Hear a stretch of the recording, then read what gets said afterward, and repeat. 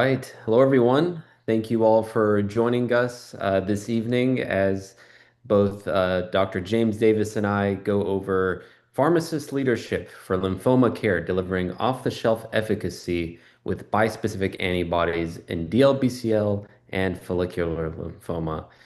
This is a program done as a virtual symposium in connection with the HOPA 2026 annual conference. I know both James and I were there last week. Probably saw many of you that are on the webinar this evening. And so just a little bit of introductions here as we get started. My name is Amir Ali. I'm a clinical pharmacist specialist and faculty at the University of Southern California. And I have the privilege of handing it over now to my friend and colleague, Dr. James Davis, to introduce himself. Good afternoon, good evening, everyone. My name is James Davis. I am a clinical pharmacy specialist at the Medical University of South Carolina in Charleston, South Carolina, and I am excited to be here. All right. Thank you, James. We also wanted to thank the PeerView team for hosting tonight's event here, and also AstraZeneca and Genentech for providing the educational grants to make this symposium possible. If you've not noticed already, there will be polling questions throughout the presentation, and we're very eager to hear your thoughts throughout. If you have any questions, feel free to enter those in the chat window today. And the slides will be available to you all and practice aids in the activity menu and can be downloaded after the session as well. Okay, so we're going to get started with our first polling question here. And this is a good one to get us oriented tonight. So, which of the following represents a barrier to successful delivery of bispecific antibodies in your practice or institution? This is a select all that apply question. So, if there are more than one, feel free to select them. One is establishing standardized step-up dosing and pre-medication pathways. Two, coordinating CRS ICANS monitoring. Three, providing patient caregiver counseling and adherence support. Four, managing scheduling, labs, transfusions between inpatient and outpatient care. Five, addressing access, reimbursement, and drug procurement. And lastly, six, inpatient bed availability.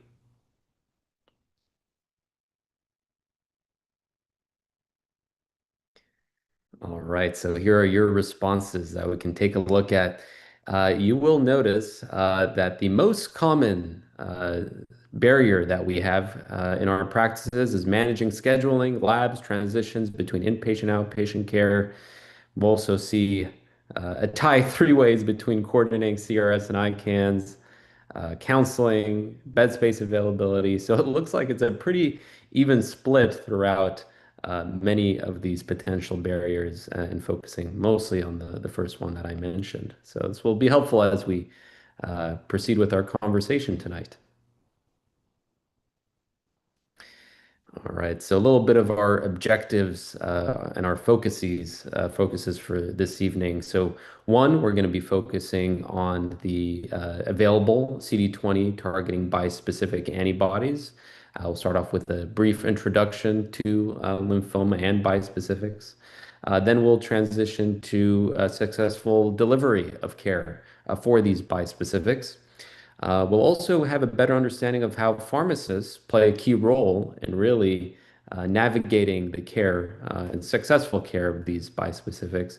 And lastly, taking a look at what's coming up in the future in terms of therapeutics, looking at the CD19 directed bispecifics with encouraging results that James will be going through tonight. Okay, so I'll be getting us started here with a little bit of an introduction into lymphoma and some of the advances that we've had with bispecific antibodies. So a little bit as we get started here tonight, focusing on really the expansion of cellular therapies in hematology oncology in general. I mean, you look across the pipelines of many companies, pharmaceutical companies, you'll notice there is huge investments in bispecifics in various disease states, and we've seen incredible results, so it certainly does make sense. And so you're not only seeing the development of bispecific antibodies in the lymphoma setting, but you're also seeing it already in multiple myeloma and solid organ malignancies as well. For example, small cell lung cancer. And what we've noticed in terms of trends is that these bispecifics are not going away anytime soon. In fact, we're seeing more and more of them being approved, and now earlier and earlier lines of therapies as well across various malignancies. This is kind of a direction that we're heading in terms of our therapeutic options that we have for our patients with malignancies. Of course, tonight we're going to be focusing on lymphoma, which is the most common hematological malignancy that we have in blood cancers, right? And we do have two types, two main categories of lymphoma. We have non-Hodgkin's lymphoma and Hodgkin's lymphoma. Tonight we're going to be focusing on our non-Hodgkin's lymphoma. That's where we've seen the bispecifics really take hold in that category. We're also going to be looking at two subtypes of non-Hodgkin's lymphoma. One is diffuse large B-cell lymphoma, which is considered a more aggressive subtype.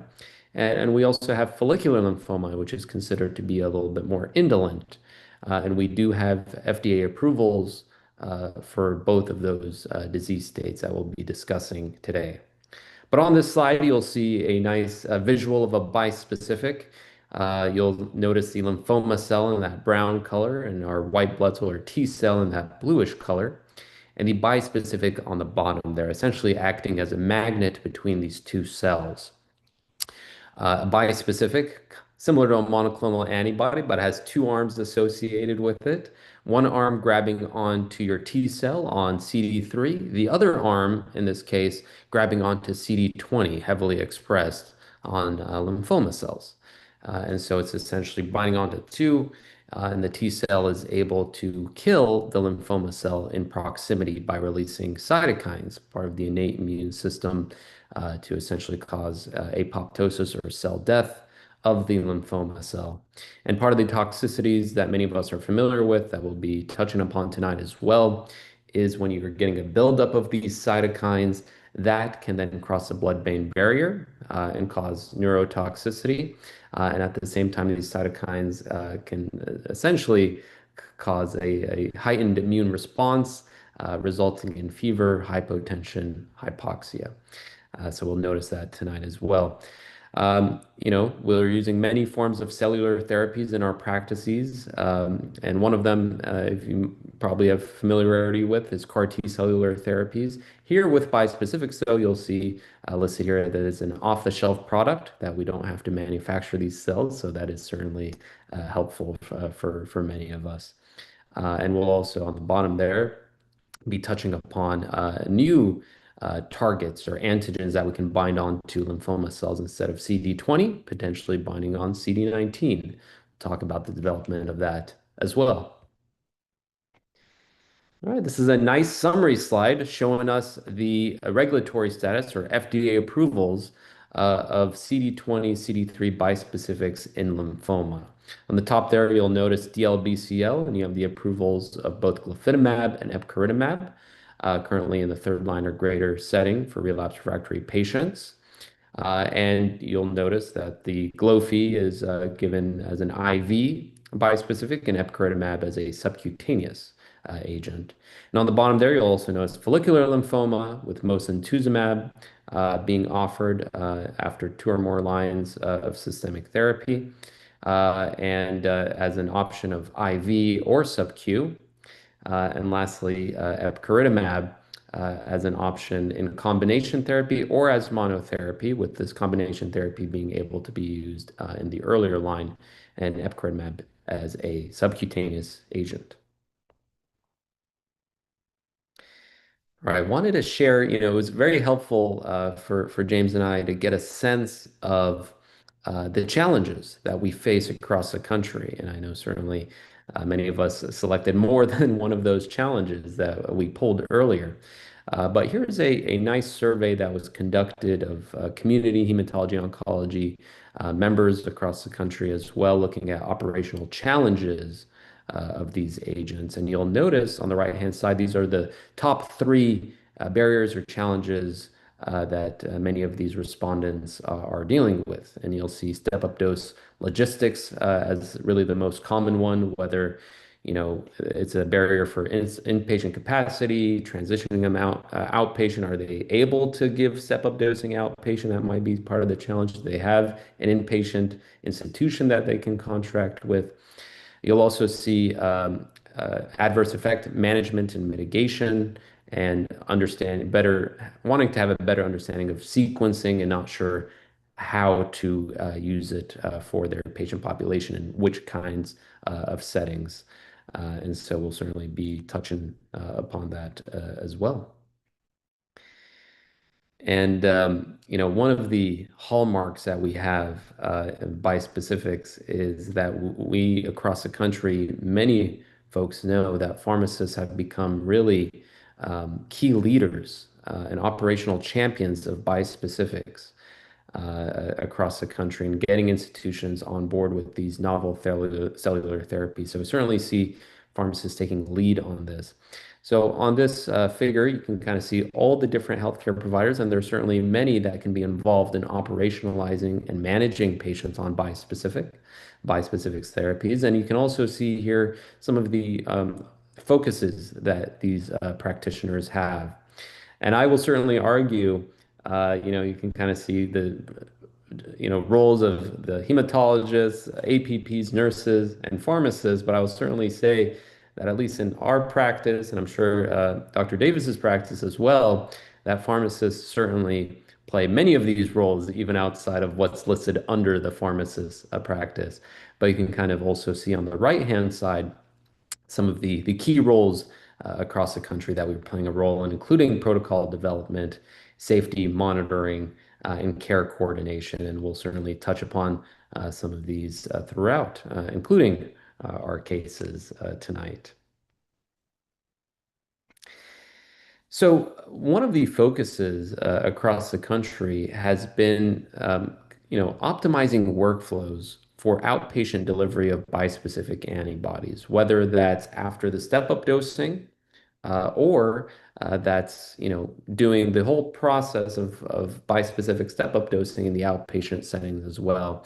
There are certainly many benefits of performing step-up dosing or giving the maintenance dosings in the outpatient setting. One, there's financial favorable effects of doing so, and then there's also the lack of bed space that was mentioned before for patients in the inpatient setting. Patient preference is often one of them to do things outpatient as well. Less nosocomial infections also. So many sites have been working towards performing step-up dosing in the outpatient setting. And depending on the products that we're going to be talking about tonight, some of the package inserts still have a recommendations statement of admitting patients for a portion of the step-up dosing. But we've seen, and there's been recent updates in the last week or two, some of the package inserts actually changed to now allow, the full step-up dosings to be given in the outpatient setting. So I think we're certainly heading in the right direction. And you'll see a lot of institutions are also adapting themselves to help optimize outpatient delivery and optimize step-up dosing in the outpatient setting. But you'll see some of the key points mentioned here that is required in terms of infrastructure workflows for outpatient bispecific delivery, including, monitoring for these patients, caregiver support and education. And, if these patients do have some of these side effects, how are they going to be triaged? Emergency management systems in place, which ER system to, will they need any lab support for these patients? And really how to, focusing on really our triage teams and workflow readiness is very important. You'll see also on the right-hand side a figure of some of the workflows that many folks have in terms of how they've optimized outpatient delivery of these bispecifics and the key points that are included in educating these patients and caregivers, monitoring them throughout their therapy and a little bit more intensely during the step-up dose period, and some of the mitigating safety parameters that we have in place and management of these toxicities if they do occur. All right. So I hope that was a helpful introduction, and now I'm going to I hand it over to James here to walk us through the next portion here. Thank you so much. Great job setting the stage here. So, my portion is we're going to go through some of the data, the protocols, dosing, supportive care before we go through two or three cases at the end of the program. I do encourage audience members. We plan to have about 10 minutes for questions at the end. So if you have any questions, please put them in the chat, and we'll make this a more interactive session as we go. All right, we'll start with a polling question. So, which bispecific antibody strategy are you currently using in your practice or at your institution for patients with large cell or follicular lymphoma? Excuse me. Are you using single agent bispecifics only? Are you using bispecific antibodies in combination with chemotherapy? Are you using bispecific antibody combinations with chemo and or antibody drug conjugates like polatuzumab vedotin? Or are you kind of doing everything? You use single agent combinations, you use combinations with chemo, maybe combinations with ADCs as well.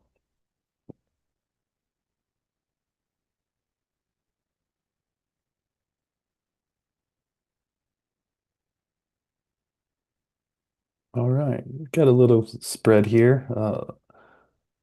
I thought that would the latter two would probably take the most because if you're able to use a single bispecific, you're probably able to combine them. So it's good to see. Oh, we got some updated numbers. It's evening out. But I think the majority here is they're using combination strategies. So we'll keep that in mind as we go through this next section.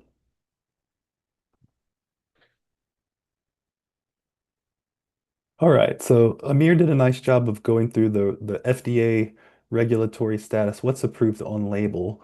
But this slide really highlights the consensus, the NCCN guidelines on how we can really use these in practice. Because we know if they have a category 2A rec or higher, that insurances, specifically Medicare, will allow us to use these things.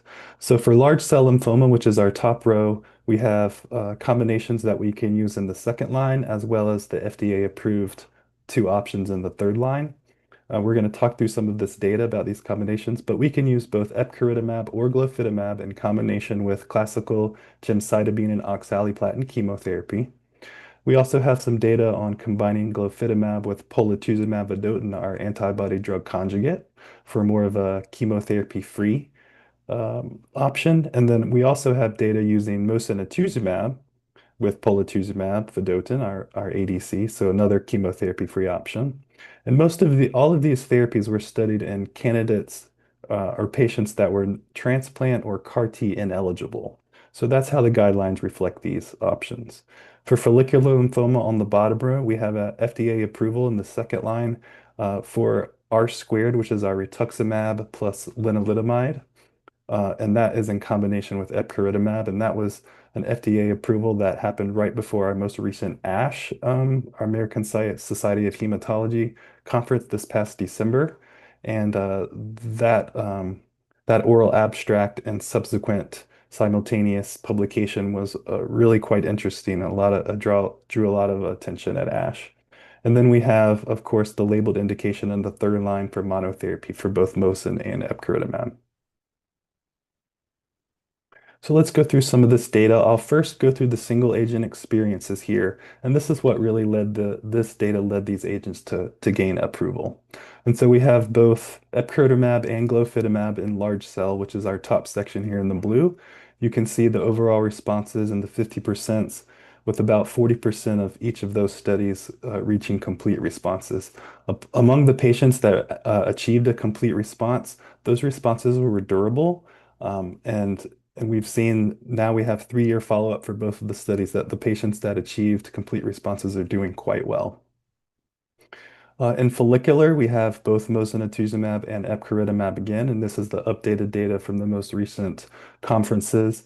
Again, overall response is a little bit higher here because follicular lymphoma is typically regarded as a little bit easier to treat due to its chronic or indolent nature. So overall responses in the 70s and 80%, with about 65% of those patients being able to achieve a complete response. And again, we have 3-year data that's showing the progression-free survival is about 3 years. The epcoritamab study did have some, it was conducted during the height of the COVID pandemic. And so there were some deaths due to COVID and infections, but once you adjust for those, you can see that the median the median progression-free survival, excuse me, was again almost 3 years for those patients. So how do we dose these agents? So we'll start with mosunetuzumab. So mosunetuzumab was originally approved, and it's our fixed duration option, and it was originally approved as an intravenous infusion. And all of these bispecific antibodies are given via what we call a step-up dosing pattern, because the bench scientist and the early clinical trials discovered that if you give these agents at a low dose, followed by a medium dose, followed by a target dose, that really mitigated the severe side effects that we see during the early first cycle. And those side effects Amir mentioned are cytokine release syndrome, or CRS, which is inflammatory immune inflammation causing fevers typically, and or neurotoxicity, as some of those inflammatory proteins can leak into the central nervous system. So all of these agents have the step-up dosing pattern. And then it's followed by typically, cyclic dosing like any other treatment. So we give the target dose at a cycle between 2 to 3 to 4 weeks, depending on the agent. So for IV Mosin, you've got the day 1, day 8, and day 15. So that's weekly step-up dosing. And then after that, it's every 21 days. We typically continue for 8 cycles for patients that are able to achieve a complete response. And then if patients have a partial response or stable disease, we actually continue that for additional 9 cycles for 17 cycles total.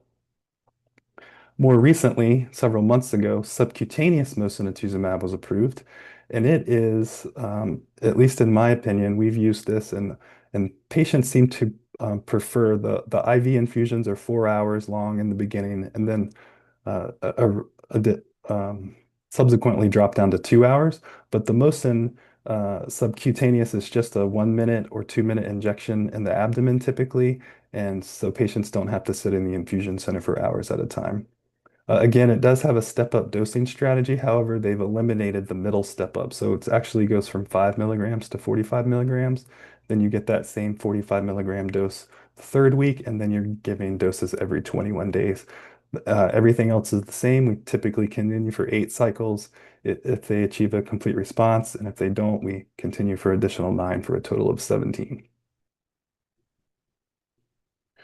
The Sunmo trial actually combined mosunetuzumab in combination with polatuzumab vedotin, an antibody drug conjugate, in patients that were transplant or CAR T ineligible. And you can see here on the left, the efficacy data was very encouraging. It was a phase 3 trial, excuse me, that compared it with more traditional rituximab plus GemOx. And you can see the median progression-free survival, overall response, complete response, and duration of response rates favored the bispecific ADC combination. It's a chemo-free, so you're not giving traditional chemo. So patients that maybe have progressed after chemo or are refractory to chemo, this is an option because we think that those patients are unlikely to be chemosensitive. There were low rates of CRS, less cytopenias and neuropathy when compared against chemo. The NCCN guidelines now reflect you can actually administer the subcutaneous mosunetuzumab in combination with the polatuzumab. So originally we were using both IV products, and that made a pretty long infusion day. So now we're able to use the subcutaneous and make that day a lot shorter. And then we always have to monitor for infections for these patients with lymphoma, especially receiving bispecifics. This diagram shows how we deliver the combination of Mosin plus Pola, and this diagram's a little bit busy, but if we break it down, essentially you get Mosin every week for 4 weeks, and then you get it every 21 days thereafter for 8 cycles. The Pola is given on day 1 of the first 6 cycles, so essentially every 21 days for 6 cycles. And so the patients are coming to the infusion center every week for 4 weeks, and then after that, every 21 days for a total of 8 cycles. Again, we're using, and the NCCN guidelines support the use of subcutaneous mosunetuzumab and the polatuzumab infusion. The initial dose is administered over 90 minutes, and then subsequent doses can be administered over 30 minutes, which makes the infusion day much, much shorter. Glofitamab GemOx, based on the STARGLO trial, is another bispecific antibody chemotherapy combination that was studied in transplant and CAR-T ineligible patients. It showed impressive responses when compared against R-GemOx, our more traditional chemotherapy, in regards to overall survival, 3-year overall survival, and complete response rates here on the left side. Pharmacy practice take home, we really use this a lot. I think we had a question in the chat. Are we able to use this for patients that as a bridge to CAR-T? And we've actually seen in some of these single institution abstracts were published at ASH this past year, the supporting bridging therapy with bispecifics to CAR-T because they use different targets. If you weren't using this as bridging, it is used typically for 12 cycles of glofitamab, and then the GemOx chemotherapy is given the initial 8 cycles of that 12. And then on the next slide, it kind of breaks down how we give obinutuzumab. So glofitamab is given as a pre-phase with obinutuzumab, which is our anti-CD20 debulking agent. It's similar to rituximab. And they found that in the early phase studies, by giving this 1,000 milligram of obinutuzumab dose, that the rates of cytokine release syndrome and neurotoxicity were much lower. So we use this day one obinutuzumab dose as a debulking, and then we start with the step-up dosing every week thereafter. I think in the chat we had some, and even on the Hope and message boards earlier this week, I saw some questions about giving these agents like in a more rapid step-up fashion. And I think we have done that at MUSC where I practice, and I've heard of a number of other colleagues giving these at a more rapid step-up dosing period, not only with glofitamab, but also epcoritamab and some of these large cell patients that maybe don't have 3 weeks to wait because their lymphoma is so aggressive. And so that could be an option. Um, Typically, those rapid doses are given inpatient under close observation, just in case of more severe CRS and ICANS. All right, now epcoritamab, not to be forgotten. So we've got some more recent studies for epcoritamab. I mentioned at ASH the EPCOR FL1 study came out, and that was an oral abstract. And that study looked at our traditional R squared regimen in combination with epcoritamab versus the more traditional R squared alone.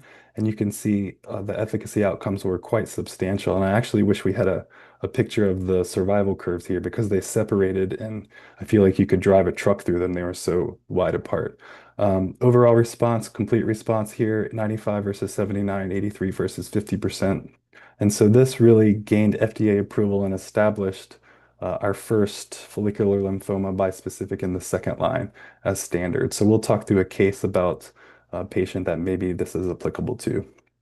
Of note here, we don't have the CRS data, but only about 26% of patients had CRS in this EPCOR FL1 trial, and the vast majority of that CRS was low grade, which supports an outpatient feasibility step-up dosing system and minimal CRS management.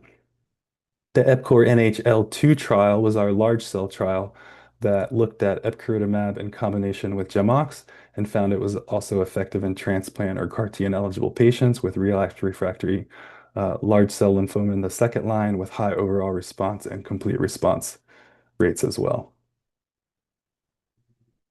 So how do we give epcoritamab? So epcoritamab is given subcutaneously. It's given every week for 12 weeks or 3 cycles, followed by every other week or bi-weekly dosing through cycle 9, and then monthly dosing thereafter. For both large cell and follicular lymphoma, the step-up dosing is a little bit different, and they found in the EPCOR FL1 trial that if they added this third 3 milligram step-up dosing, that actually dramatically reduced the amount of CRS. And so the approval is based on this day 1, day 8, day 15, 3 milligram dose in follicular lymphoma.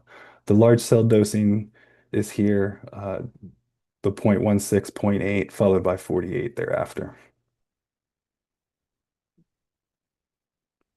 I think a lot of talk in the pharmacy community and moving these drugs to the outpatient is, how do we the CRS is scary, right? We had CAR-T, CRS, CAR-T cell therapy was approved first, and the incidence and severity of CRS associated with CAR-T is a lot, and it's kind of scary. And so when bispecifics really came to the market, I think a lot of clinicians thought the same thing about bispecifics, that there's going to be high rates of CRS, it's going to be severe, we need ICU care for the majority of these patients. And what we're finding is that's not always true. And this is a real world study that was conducted by a medical student in a consortium, and she actually got an oral abstract at ASH last year. And so she's a medical student at Brown, and she looked at 14 institutions and the real world incidence of CRS with these bispecifics. And she compared that to the CRS in the clinical trials, and she actually found that these institutions that have experience managing CRS, the actually,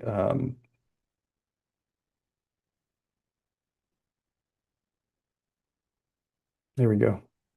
We actually found that real world, we were able to manage and prevent CRS better than some of these trials. And you can actually compare the real world CRS rates from about 32% compared to about 55% in the studies. And then the grade 2 or higher CRS is actually much less in the real world with more streamlined management.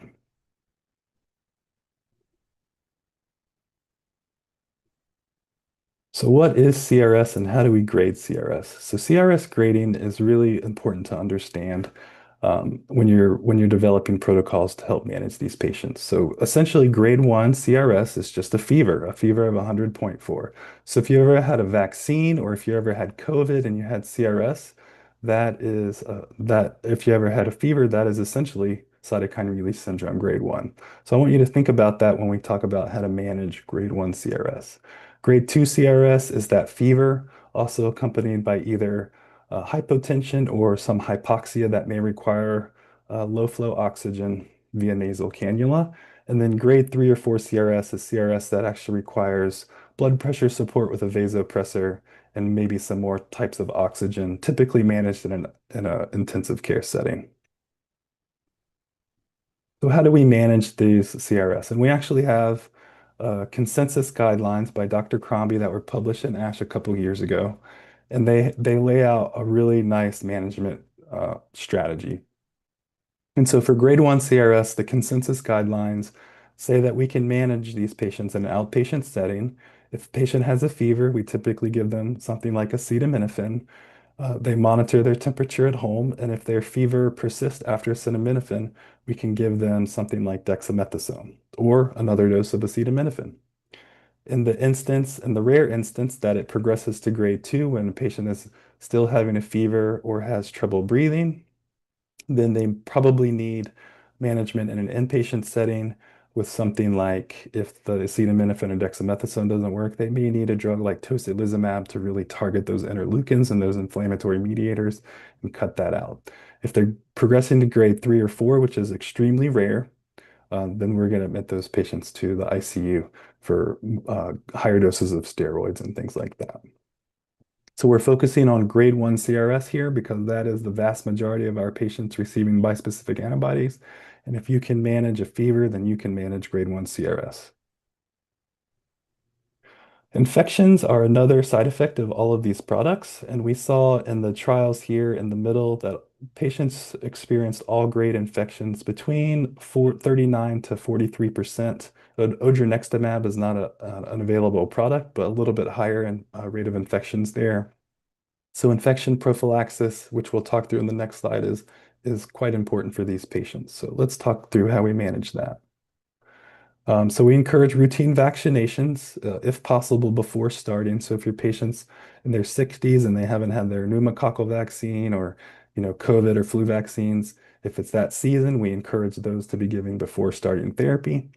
If patients have a history of hepatitis B or CMV, we like to monitor that and put them on appropriate prophylaxis if needed. Some of the products like epcoritamab recommend PJP prophylaxis. The other two products, consideration is given, so it's really institutional specific whether you provide PJP prophylaxis for all the products. At my institution, we follow the package inserts, so we use PJP for epcoritamab, and then in certain high-risk patients for the other two products. Varicella-zoster virus prophylaxis with something like acyclovir or valacyclovir as we put everyone on that regardless. And Entecavir, if patient has a history of hepatitis B to prevent reactivation. And then more controversially, there may be a role for IVIG for patients that have low IgG levels or for those patients that have recurrent infections while they're on these products.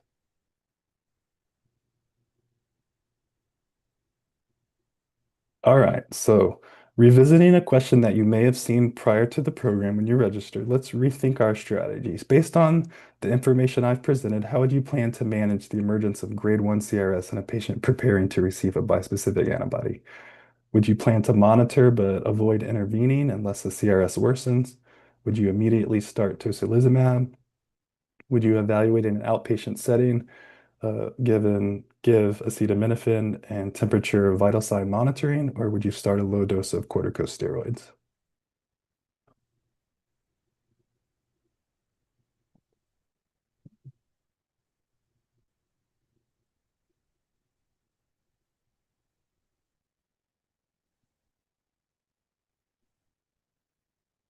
All right, yeah, I agree with the majority of the audience, and it's good to see the uptick in the numbers. So about 45% of the audience prior to the data presented chose outpatient evaluation, acetaminophen, vital sign monitoring, and now about three-quarters of the audience does. Uh, low dose, uh, low dose course of steroids, I would say, is also appropriate. Um, Probably if someone's having CRS, monitoring is probably not the best thing to do. So that actually, no one's picked that now.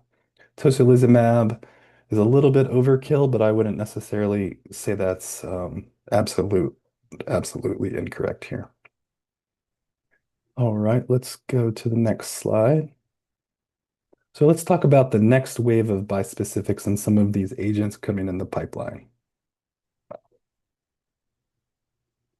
So many of the viewers may not know, but back in the day, and I've been around a while, blinatumomab was actually our first approved bispecific, and most pharmacists and clinicians know this agent because we use it a lot for ALL patients. But it was actually studied in large cell lymphoma in the last decade, and it was studied at many, many times higher doses than we use for patients with ALL. And so this is a little bit different than our currently approved bispecific antibodies because it targets CD19 instead of CD20. But when they gave the doses of the 60 mics per meter squared per day, they found that, and we saw that neurotoxicity was really common, and that actually high-grade neurotoxicity occurred in almost one of five patients, or one in five patients. So this didn't actually get approved, and we no longer use this on a label setting. I have used it in one or two patients during my time, but typically it's not really well tolerated. So this kind of sets the stage for our CD19 targeting bispecific antibodies. And at ASH, we saw data for surovatamig, which is an IgG bispecific antibody that targets both CD3 on the T cells, and then conversely to our currently approved products that target CD20, this one actually targets CD19. And this was interesting because it has a low affinity binding site to the CD3 on the T cell, which reduces cytokine release. And we're going to go through some of the data so you can see that the CRS may be better and less incidence of CRS with this product. And so the data that was presented at ASH, there were actually two studies, one in relapse refractory follicular lymphoma, which is on the left, on the top left, and then in large cell lymphoma as well on the top right. And they found that giving this as a single agent, there were very high response rates, especially in the follicular lymphoma group. 12-month progression-free survival of 88%.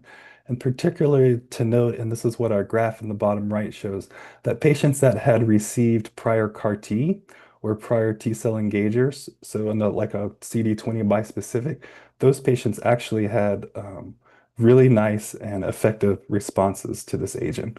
And so this is probably our biggest need currently in lymphomas, that patients, if they relapse after our currently approved CAR T cell therapies or bispecific antibodies, there's not a whole lot that's effective. So we really need some products in this space. So this is very encouraging data for patients that have previously received CAR T or bispecifics. As far as safety events, CRS was occurred in about half of patients in the large cell lymphoma group here on the left, but you can see that there were very, very, very few grade 2 events, and there were no grade 3 or 4 CRS events. So this is where that uh, low affinity binding site plays a role. That in the currently approved product, we typically see 8 to 10% of patients experience grade 2 CRS. And in this product, you're seeing 2, 3% of patients experience that grade 2 CRS, whether it's in large cell on the left or follicular on the right here. So CRS again was common, but very, very mild. This is also given, like all of our bispecific antibodies, given via step-up dosing. They do a two-dose step-up. So the 2 SUD there is the two-dose step-up, giving days 1 and 8, and then day 15. And then after that, cycle 1, it's given every other week or biweekly for the remainder. Pre-medication is given with before these doses, just like all of our other bispecifics. That typically includes something like dexamethasone, acetaminophen, and diphenhydramine. I will note that patients that achieved a complete response on 2 consecutive scans after cycle 6 could go to less frequent dosing at once for every 4 weeks or once per month. So let's rethink our choices.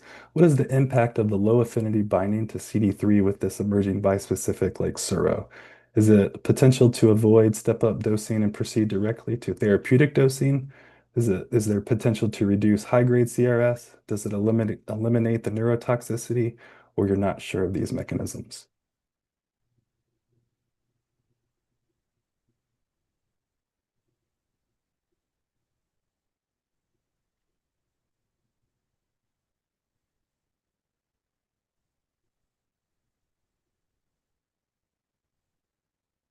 Yeah, I agree. So we've seen the needle move here. That low affinity to CD3 binding site has really shown that there is less high-grade CRS, no grade 3 or 4 events in the studies that were presented at ASH.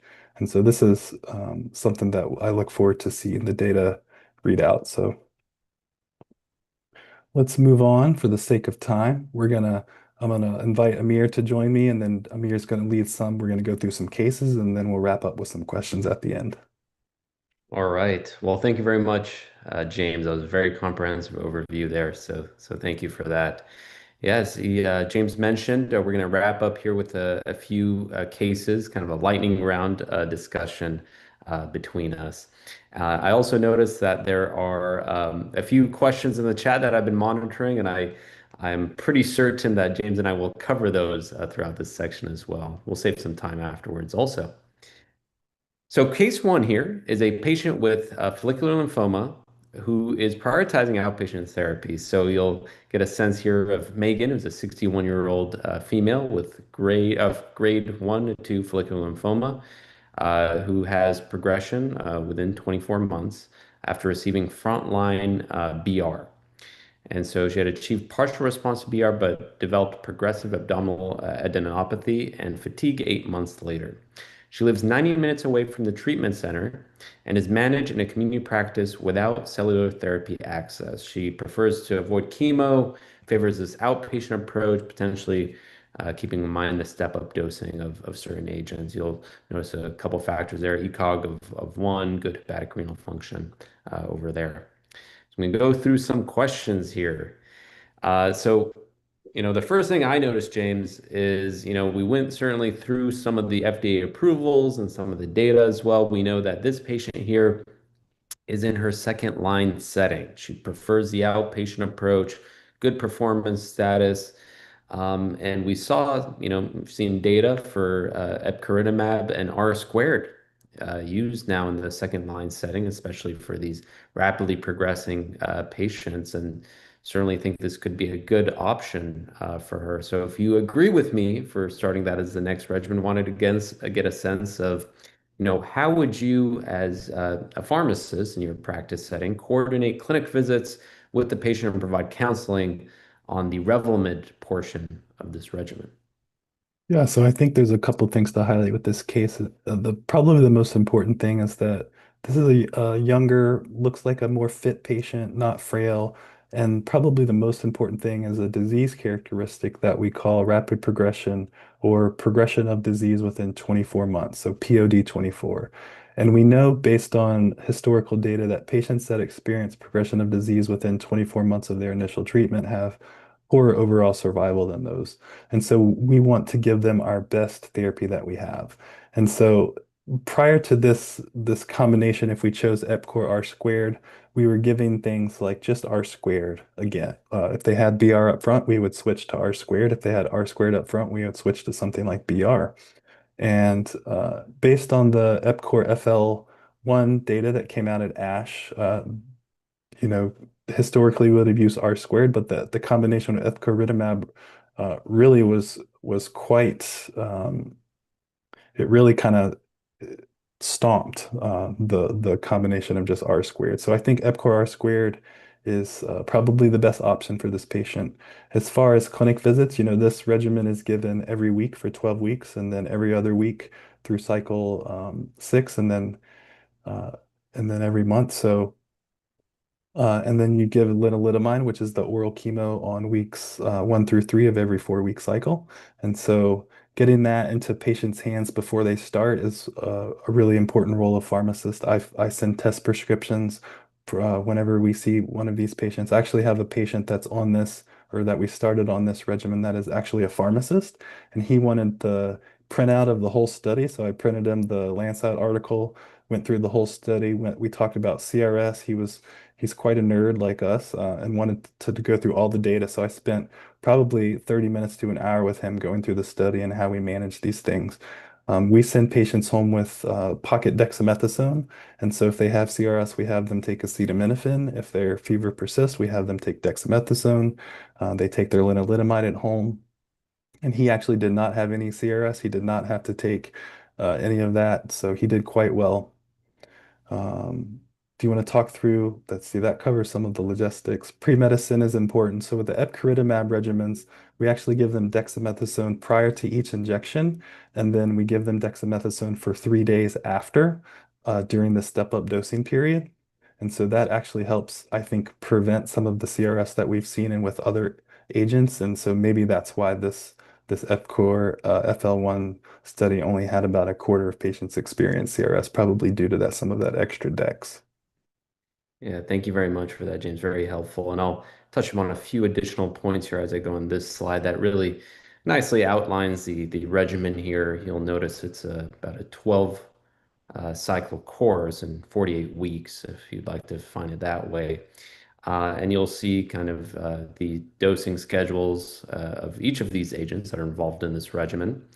The epcoritamab has the 3 step-up doses in this case, and the first treatment dose given on day 22 of the regimen. James had mentioned the pre-medications that are involved, and these pre-medications can fall off after the first cycle if the patient's not really experiencing any CRS and ICANS, which is certainly helpful. You can see the dosing of the rituximab becoming less frequent with the epcoritamab over the cycle periods, and the dosing for the lenalidomide as well. We certainly know, I'm sure James and I know, some of the challenges that we face of tolerability and dosing of lenalidomide in our patient populations. But there certainly could be some flexibility there as well. Outside of pre-medication, some of us consider providing the prophylactic medications for these patients. As James has mentioned, infection risk is there, and prophylaxis is really one of the main methods we have to prevent these infections, including prophylaxis for HSV, PJP for our patients. Some of us also include IVIG built into our regimens. We know a lot of payers have certain thresholds for IgG levels, many between 400 and 500. And so some institutions kind of consider that part of their supportive care measures for patients receiving various forms of bispecifics. Anything that I missed on there, James? I think you covered the majority of everything. There was one question in the chat. So for a patient that we're giving epcoritamab, are there certain criteria that you might, or disease characteristics that you might want to consider when choosing whether to administer epcoritamab solely in an outpatient space versus it maybe admitting for observation. I know, for follicular, all of the products are not recommending observation, but let's say if we were giving epcoritamab for large cell lymphoma, there is an observation recommended after one of the doses, or there is currently. I think that may be changing very soon based on some package insert changes and some data coming out about outpatient epcoritamab. But what do you think there? Yeah, and I heard, I know what you're referring to, James, and I think it might have changed already, if I'm not mistaken. And Okay. so many of us now enjoy this flexibility, and we certainly know that the wording of this still has the option to admit patients that we deem, lots of comorbidities or high risk for CRS and ICANS. Let's say they don't have a caregiver, very bulky disease. These are considerations that we have, at least in our institution, to potentially take a different approach with these patients where it comes to admitting them for the step-up dose period, or at least the dosing that has the highest risk of CRS. So that's a great question there. So we're going to move on to case two here, which is Bertrand, 75-year-old male with heavily pretreated follicular lymphoma. We see kind of his previous history of first-line R-CHOP progression after 14 months. Second line received R squared progression after 2 years. You see new PET scan CT shows multifocal nodal progression without transformation. He has increased fatigue. He prefers a treatment approach with a defined endpoint. Also notable, see ECOG performance status of 2 with COPD requiring inhalers and mild CKD. The list of questions for us here. So all right. So third line a patient here, right? And so we do have FDA approvals in the third line setting for these patients with follicular lymphoma. We have monotherapy options here for these patients. We see his history of R squared previously. We have epcoritamab and mosunetuzumab for this patient. One of the notable things here, we notice a patient that has a preference for a treatment with a defined endpoint, right? So one of the things that comes to mind for me certainly is considering the mosunetuzumab treatment as an option for this patient. So let's say that's selected in this case, James. So how would you counsel this patient on duration of therapy in Mosun, and what should he expect? Yeah, great question. So again, I agree. Mosun fixed duration option here. Epcoritamab indefinite until progression or unacceptable toxicity. So if the patient wants a finite duration, Mosun's definitely the option for him. I would, so it is available both intravenous and subcutaneous, as I mentioned earlier. And so typically I would counsel the patient that we will give you the product of your choice. At my institution, we are transitioning all patients from intravenous to sub-Q. All new starts will be getting sub-Q because of the infusion time savings with that product, unless they have a deathly fear of needles or something like that. Obviously, we would accommodate that. So we would likely pick sub-Q Mosun in this patient. We give a finite duration of at least 8 cycles, and then we perform a PET scan. And if they have a complete response, we stop. And if they have a partial response or stable disease, we have the option of continuing for an additional 9 cycles for a total of 17 cycles. In my experience, the patients that I've treated have been able to achieve complete responses, and the majority of them have been able to stop after 8 cycles. The sub-Q product is the same kind of step-up dosing and dosing schedule as the IV product, so nothing changes there, with the exception that's an injection in the abdomen. We have seen some injection site reactions that we've been able to manage with things like topical Benadryl or topical triamcinolone or steroid cream, something like that. Anything that you can think of that you would do differently or counsel on, we would probably put these patients on something like acyclovir to prevent shingles reactivation. Very similar from our perspective. I think the subcutaneous formulation is very welcomed.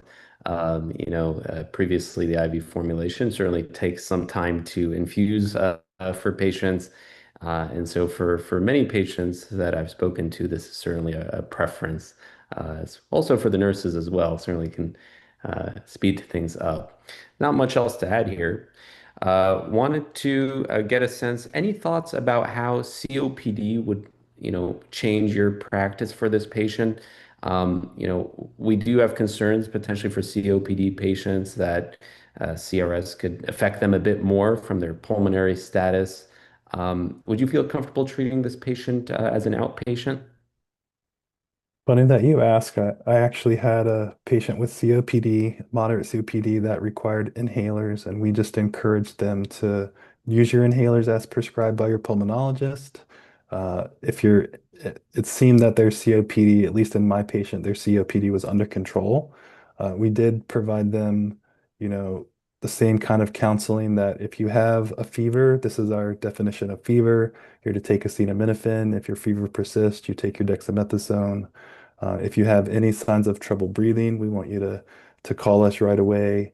The patient was staying, we have them stay within 30 minutes, ideally of our center, or have a center that's able to treat CRS if they're, further away from that. So we didn't have any problems, but I think that patient education and them having a caregiver, because I think the caregiver is probably the more important part, someone that can drive them if they're having shortness of breath or have a COP exacerbation during the step-up dosing, someone that can get them, if they have oxygen, have that readily available at home. Some of these patients need oxygen as well. Yeah, thank you for that, James. And for the next question here, I think you touched upon some of those points, and we've discussed the pre-medication aspects as well. But we know pharmacists are often key in terms of educating and monitoring these patients throughout their treatment journey, especially, also walking them through potentially transitioning between IV and sub-Q. I do have a question here. So consider an older patient with relapsed refractory follicular who is preparing to receive mosunetuzumab as a third-line therapy. Which point would you now emphasize when counseling subcutaneous versus IV treatment delivery? One is subcutaneous mosun requires longer overall treatment duration than IV therapy. Two, sub-Q and IV mosun use a similar treatment schedule, but sub-Q administration will shorten time in clinic. Three, sub-Q mosun eliminates the need for step-up dosing and CRS monitoring. And lastly, four, IV Mosun is preferred because sub-Q administration is associated with higher rates of severe CRS.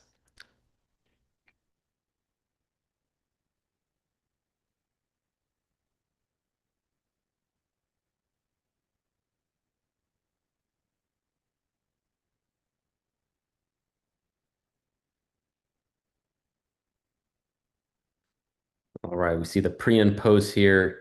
Certainly, so IV and Mosun use similar treatment schedule, but sub-Q will shorten time in clinic. So I agree with that. Okay. We have our last case here that we'll quickly go through. Theo is a 64-year-old with relapsed refractory DLBCL in this case, with prior exposure to CAR T and a CD20 bispecific antibody. See frontline Pola-R chip, second line CAR T, and third line Glofi Gem-Ox. Looks like he has progression, still CD20 and CD19 positive without CNS involvement. Family is motivated to explore clinical trials, but are anxious about travel and whether participation will disrupt supportive care. You can see some of their characteristics as well. So, wanted to kind of probe this conversation here, James. This patient has certainly gone through a lot. Many of the therapies we've talked tonight about and our CAR T cellular therapies. So options are a bit dwindling for this patient. Certainly, you can consider CD19 directed tafasitamab. You have loncastuximab for this patient population as well. But is that the best approach? And we know that the NCCN often recommends clinical trials for patients in this type of setting. So as a pharmacist, how are we tasked to encourage patients for clinical trial before further decline? And what do you think the role of the pharmacist is in the community academic care to help support these trials? Yeah, that's a great question. I mean, generally, pharmacists are probably, if we have a trial at our center that the patient is a candidate for, the physician at our center would probably recognize that. at least at my center. I think where the pharmacist can play a role is if you don't really have a trial at your center, keeping up with this data. So if you were aware of this ASH data, specifically with surovatamig, you might say, this might be a trial that may be at an institution that's close to my institution, or the patient may be willing to travel, because this patient I think is going to be in a really tough spot. They've already gone through, their big or CAR T and bispecific antibodies, so they really need something novel if they want to have a sustained response with a potential cure. So I think a trial is probably the best option if this patient is a candidate. And I think that the data with surovatamig showing that responses in CAR T, prior CAR T, and prior bispecifics really could play a role. So that might be something that you could help the patient identify a trial site or something like that. I've done that a couple times in the last several years for patients that were, in a tough spot like this patient. Certainly agree. Thank you for that, James. And for this last point here, so we've mentioned some of the specific products potentially out there that some of our sites may have, including the CD19, CD3 bispecifics. And you did mention, the binding affinity differences with CD19 bispecifics and how that can play a role with potentially seeing lower grades of CRS. And so that could certainly, be a benefit, and we'll see hopefully when the package insert comes out and how those look and the final readouts of the data and to see potential benefits in terms of how we can manage these CRS rates here. And here's a nice little summary slides of our future of CD19 bispecifics in lymphoma. You can see the breakdown here of the various trials with Suro, as James mentioned, and another novel CD19, CD3 bispecific in relapsed refractory myeloma. So the future is bright for these agents. And so as we wrap up here, I wanted to come to this question, thinking of a patient with relapsed refractory DLBCL who has progressed after immunotherapy, CAR T and a CD20 bispecific, who is considered for a clinical trial. How would you now approach next steps? One, coordinate referral and record transfers early while counseling the patient on the likely treatment logistics and expectations. Two, defer all education and care coordination to the academics. Three, wait until trial eligibility is confirmed before discussing the possibilities. And four, I'm unsure how to best coordinate next steps.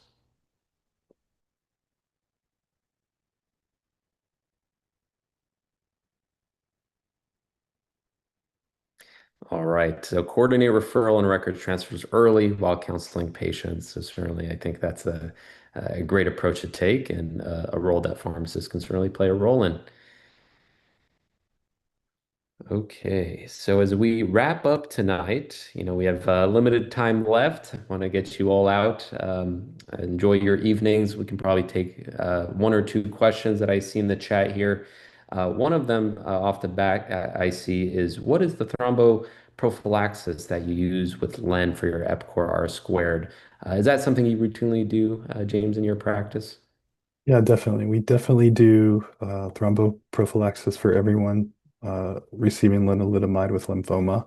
Um, Typically, that ranges from an 81 milligram enteric-coated baby aspirin to something like a DOAC if they have more risk factors or a history of VTE. But we do start that at the time that they start lenalidomide, and we continue that throughout treatment on lenalidomide. Great question. Helpful. And the next one is, how long should you wait for an infection result before restarting a bispecific?